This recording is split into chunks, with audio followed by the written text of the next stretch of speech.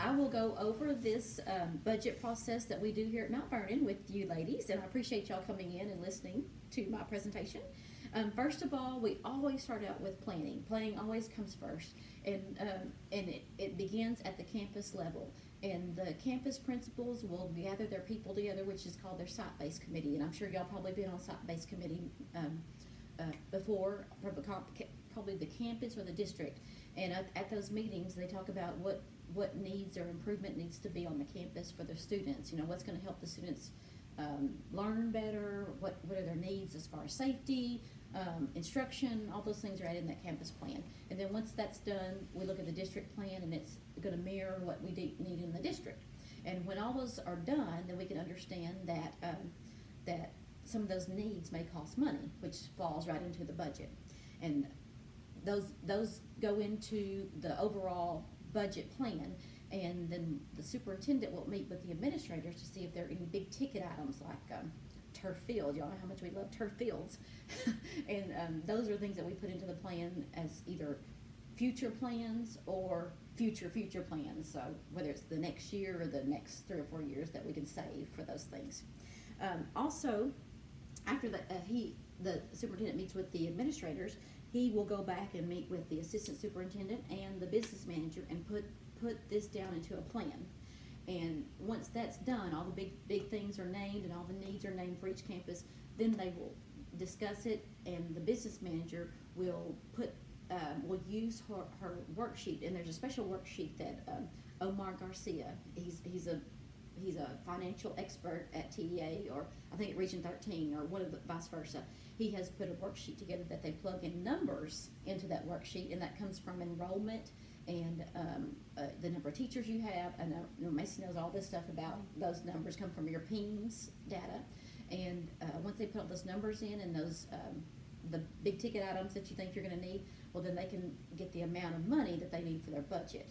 And once all that's kind of laid out, that probably takes 2 or 3 months to get that ready, because some things you think of, some things you don't think of. And once you get all the needs in there, you got to decide who's going to be the most important need and who's going to be the least important need.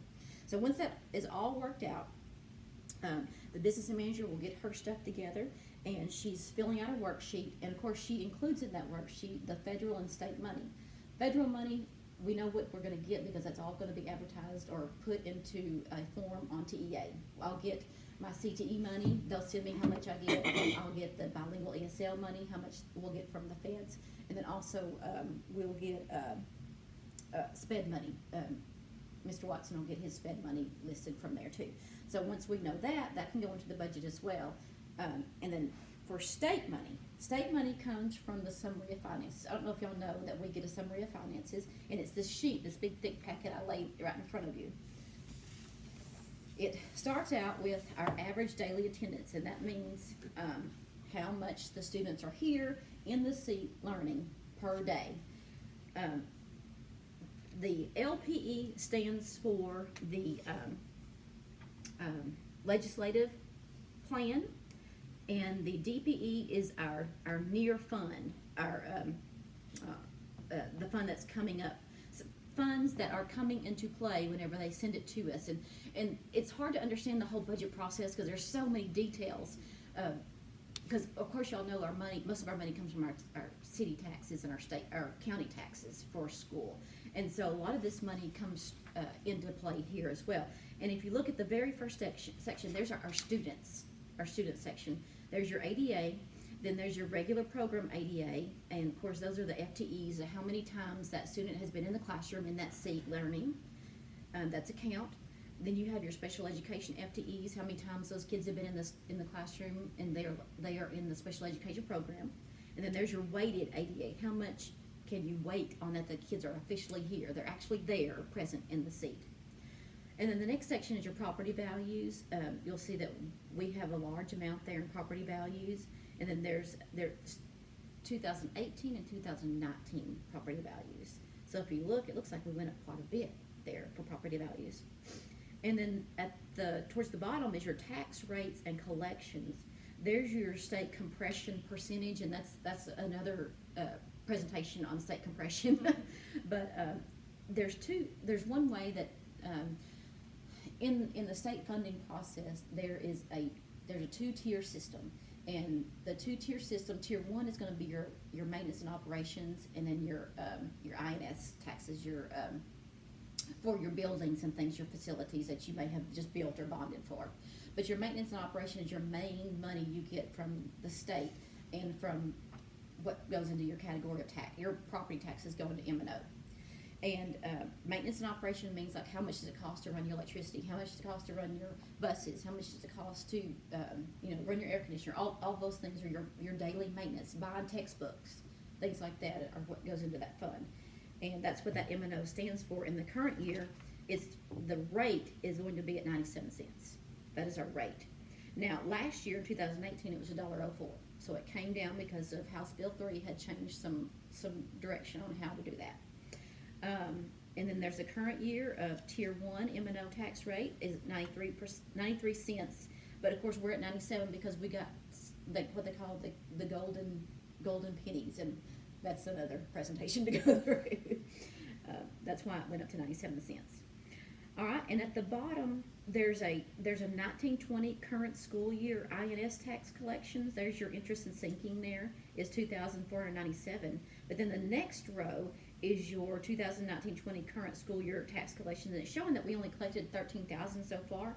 But if you think about it, people are just now paying their taxes in January, so that's why the collection rate is so low right now. But as time goes by, people will start paying, and I think they get through till July to pay it in payments, and they get charged penalties for that if they pay it by monthly. So that will go up. All right, and then on the next page, there's your regular program allotment, your small and mid-size allotment that determines your size of school if you get that. There's your special education adjustment allotment, your dyslexia allotment, compensatory, and all that first section there depends on your PEIMS numbers of your students, because they give you so much money per student per FTE. And like Macy's job is so important because she depends on her campus secretaries to make sure those numbers are correct, so that we get the right amount of money for what each kid brings in. That goes back to their programs. So it's so important that they make sure that they double check those before they're sent in the fall, right? Mm-hmm. Okay, all right, and at the bottom there's your tier 1 subchapter allotments. Those are like your transportation allotment, your new instructional facility allotment. So you said we got 0 there because we don't have any new instructional facilities. Dropout recovery, none. Tuition allotment, none. And then college prep, that is your assessment reimbursement. That's for those kids who's taking the TSI or the ACT or the SAT, that the school will pay for it, and then we get reimbursed through the state through this fund. And then there's your advanced placement test. That's like AP testing. And then the certification examination also is like your, the kids that go through CTE take their get a certificate for what they've trained for. That's where that comes from too. So now this year they're starting to pay for it. So excited. All right, and then there's your per capita distribution from available school fund, and that's one of the funds we get. That's a main fund in the TEA that they distribute money from their bank account to ours. All right, and then there's so much more. There's Foundation School Program, and that's the law that says that the state of Texas will fund our schools. And then also there's some numbers there that I don't need to go through very particular. There's a tier 2 there. Tier 2 is over there for other special things that are asked for in school. The rest of this, there's a breakdown of everything here. Like, let's see, where are those numbers at? There's a section here that talks about, let's see, let me find that.